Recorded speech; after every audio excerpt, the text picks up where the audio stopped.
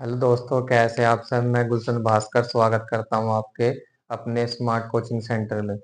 और आपका एक चैप्टर रासायनिक अभिक्रिया समीकरण कंप्लीट हो चुका है। और जिस भाई ने वीडियो नहीं देखी और वीडियो जाकर देखे और वीडियो को लाइक करे, कमेंट करे और सब्सक्राइब करे और अपने दोस्तों के साथ शेयर करे। और तुम्हारा एक टॉपिक बहुत अच्छे से पढ़ाया भाई मैंने। और देखें, आपके यूपी जो बोर्ड है वो 2025-26 को टारगेट करते हैं, सारा डिटेल से चल रहा है। और आज मैं आपको कुछ क्वेश्चन, इंपोर्टेंट क्वेश्चन कराऊंगा जो आपके बोर्ड में पूछे जाते हैं। तो सबसे पहले कुछ चीजें मैं रिवीजन कराऊंगा भाई इसमें आपका। तो सबसे पहले और लिखना बताऊंगा कि कैसे आप बोर्ड में लिखेंगे। तो जैसे आपका क्वेश्चन है, अभिकारक क्या है।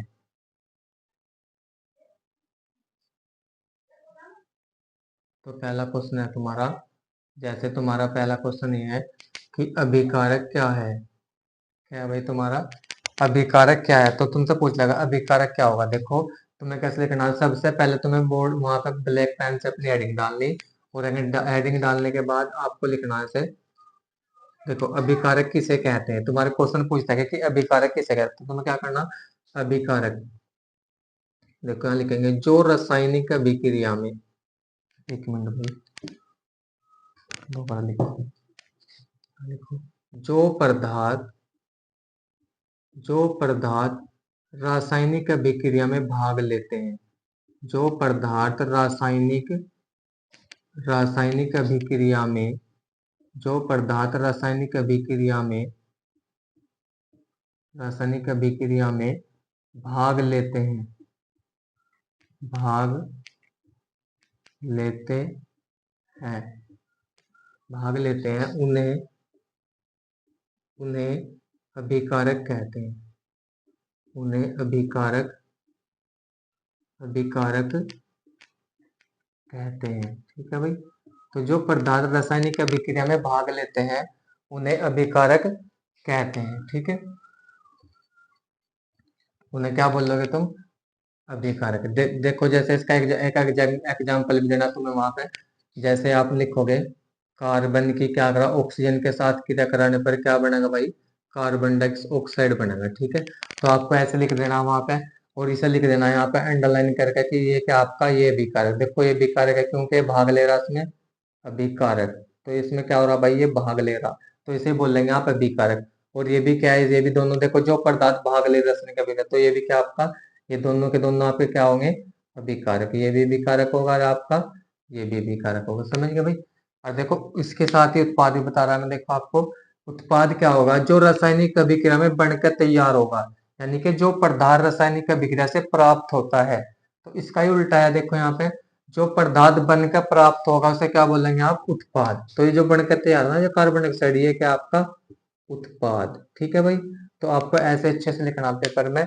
और यहाँ पे देखो एक दूसरे तरीके से भी, देखो जो आपकी एरो है ना, एरो के बाईं ओर क्या हो गया आपके अभिकारक और दाईं ओर क्या होंगे आपके उत्पाद। ठीक है, और जो अभिकारक और जो आपके उत्पाद है इन्हें जब जोड़ा है ना हम, तो इनके बीच में प्लस लिखना पड़ेगा भाई। जैसे जिसे और इसके साथ लिखेंगे अलग अलग, तो यहाँ जोड़ने के लिए, इन्हें दिखाने के लिए क्या लिखेंगे, प्लस लिखेंगे। ठीक है, तो उम्मीद है ये टॉपिक आपको समझ में आएगा। और अगर ये आप तब तक स्क्रीनशॉट ले लो, फिर इसके बाद में अगला क्वेश्चन कराता हूँ।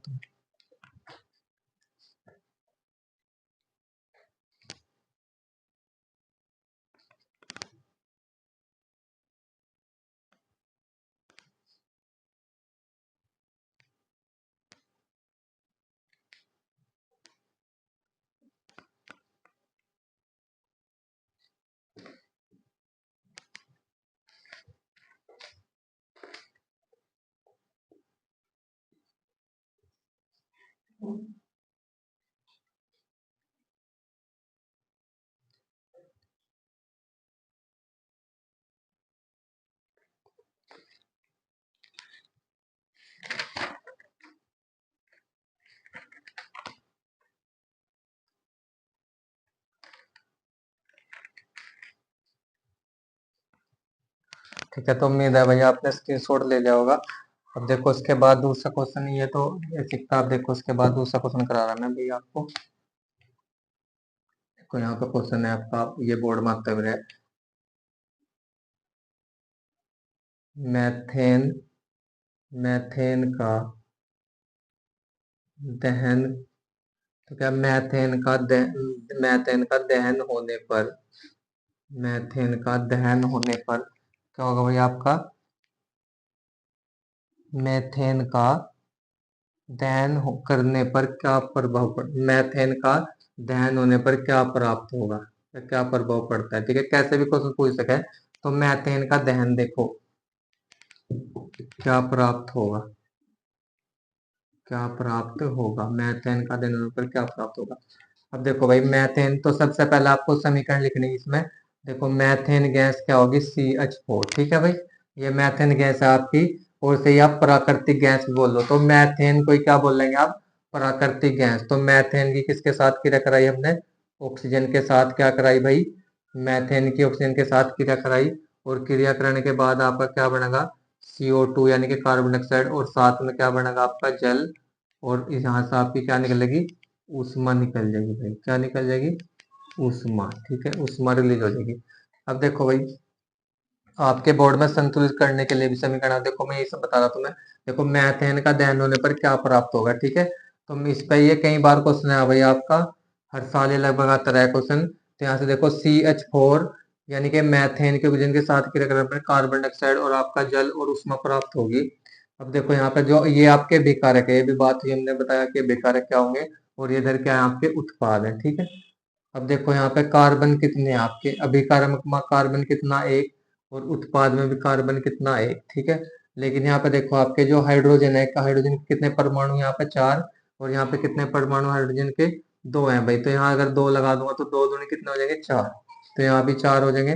अब देखो ऑक्सीजन कितने, यहाँ दो। तो यहाँ पे भी ऑक्सीजन कितने, इसमें दो। और ये कितने, दो और दो कितने हो गए भाई, चार। तो यहाँ पे भी दो लगाना पड़ेगा, तो कितने हो गए, दो और दो चार। और यहाँ पे भी कितने होंगे, दो ही हो गए और दो ही हो गए, तो चार। और कार्बन, तो आपकी समीकरण भी संतुलित होगी भाई साथ के साथ। ठीक है, एक बार फिर देखो, सुनो भाई, कार्बन का एक परमाणु, उत्पाद में एक परमाणु। ठीक है, हाइड्रोजन के चार परमाणु, यहाँ पे दो लगा दे, हाइड्रोजन इसके इसके भी चार परमाणु। ऑक्सीजन के चार परमाणु, दो यहाँ पे और दो यहाँ पे, कितने होंगे। तो यह भी क्रिया आपकी, तो उम्मीद है समझ में आई होगी। ठीक है भाई, उसके बाद अगला क्वेश्चन देखो, अगला क्वेश्चन कराऊंगा तुम्हें भाई। ठीक है, तब तक आप इसका स्क्रीनशॉट वगैरह ले लो।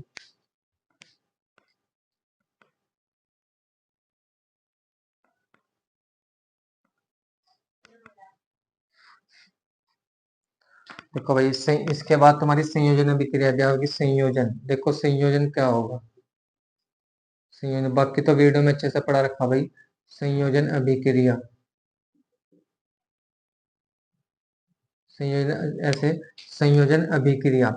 देखो संयोजन अभिक्रिया क्या होगी, जैसे आपका क्या है भाई, A प्लस ये आपके B, दो पदार्थ है, और दो पदार्थ मिलकर क्या बना रहे, एक C पदार्थ बना रहे। तो कौन सी अभिक्रिया हुई है, संयोजन अभिक्रिया। तो कौन सी अभिक्रिया होगी भाई, ये संयोजन अभिक्रिया। अब देखो जैसे लिखा हमने, देखो मेरे पास क्या है, दो पदार्थ है, ये कार्बन और ये ऑक्सीजन, दोनों ने मिलकर क्या बना दिया भाई, कार्बन डाइऑक्साइड बना। तो कौन सी अभिक्रिया, जब दो पदार्थ मिलकर एकल पदार्थ का निर्माण करेंगे तो कौन सी अभिक्रिया होगी, संयोजन अभिक्रिया होगी। ठीक है भाई,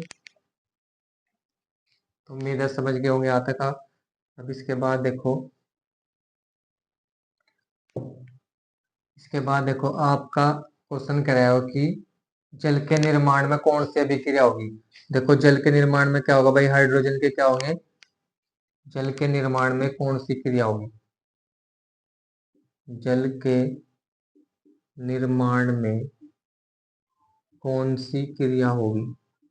तो क्या होगी भाई, कौन सी क्रिया होगी, जल के निर्माण में कौन सी क्रिया होगी। ठीक है, अब देखो यहाँ पे, देखो भाई जल के निर्माण के लिए आपको चाहिए हाइड्रोजन, और साथ में क्या चाहिए, ऑक्सीजन। तो इससे जल का निर्माण होगा, क्या बनेगा आपका जल, यानी कि H2O। ठीक है, अब देखो यहाँ पे ऑक्सीजन कितने आपके, दो। यहाँ पे भी हाइड्रोजन कितने, दो। और यहाँ पे ऑक्सीजन कितने, दो। तो यहाँ पे दो लगाना पड़ेगा, दो और दो कितने हो जाएंगे, चार हो जाएंगे भाई। तो यहाँ पे भी दो लगाना पड़ेगा, तो दो और दो चार। और ऑक्सीजन भी कितने। ठीक है, अब देखो उसने पूछा जल के निर्माण के लिए कौन सी अभिक्रिया हुई। देखो जल के निर्माण में दो पदार्थ मिलकर क्या बना रहे, कल पदार्थ बना रहे। तो कौन सी अभिक्रिया भाई, संयोजन अभिक्रिया। जब दो पदार्थ मिलकर एकल पदार्थ का निर्माण करेंगे तो उसे संयोजन अभिक्रिया करेंगे। तो आज वीडियो यहीं तक रखते हैं भाई, आज थोड़ा सा वीडियो कम करेंगे, आज कुछ इंपॉर्टेंट काम है। और वीडियो को लाइक और कमेंट सब्सक्राइब जरूर करें। और अपने दोस्तों के साथ शेयर करें। और कल से चलेगा हमारा अमल, और टॉपिक वो भी बहुत अच्छा है भाई। और ज़्यादा से ज़्यादा बच्चों को जोड़ें और शेयर करें वीडियो को। ठीक है, तो आइए यहीं तक रखते हैं।